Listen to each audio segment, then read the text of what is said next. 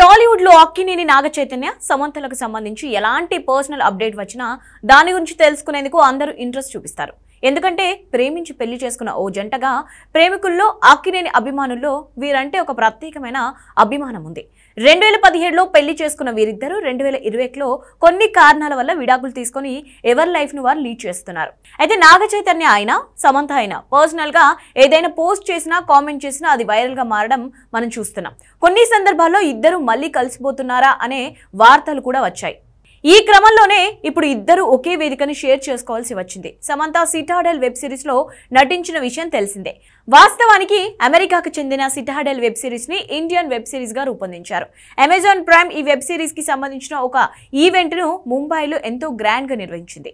ఈ సిరీస్ కి హనీ బన్నీ అనే టైటిల్ అనౌన్స్ చేసేందుకు గ్రాండ్ ఈవెంట్ ను ఏర్పాటు చేశారు.